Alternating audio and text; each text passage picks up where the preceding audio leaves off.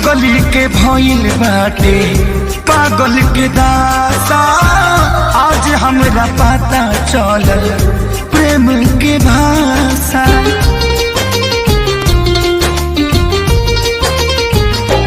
हाँ पगली के भइल बाटे पागल के दासा, आज हमरा पता चलल प्रेम के भाषा।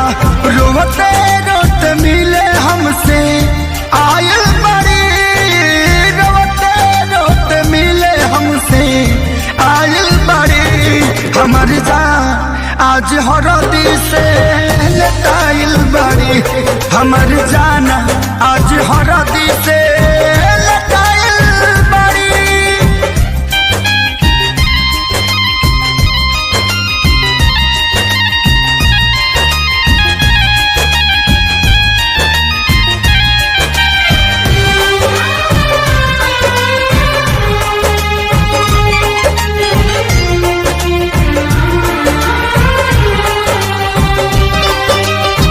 घर परिवार देख खोजत होई जा, छतिया पमुड़ी धके रोवा तारी एही जा।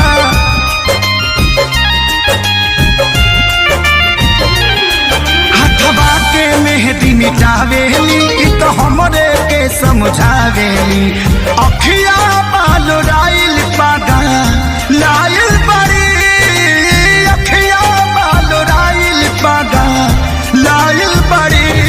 हमर जान आज हरद से लटाइल बड़ी, हमर जान आज हरद से लटाइल बड़ी।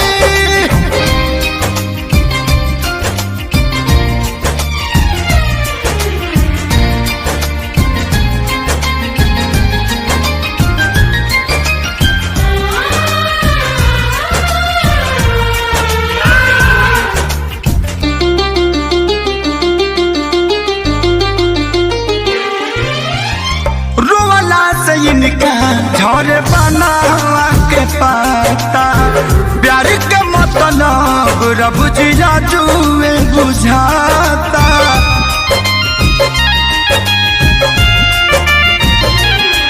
हम इनका से तनिको खफा नहीं खी, काहे की जान बेवफा नहीं खी।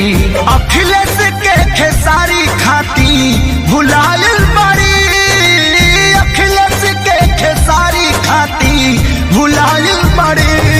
हमर जान आज हरद से लटाइल बड़ी,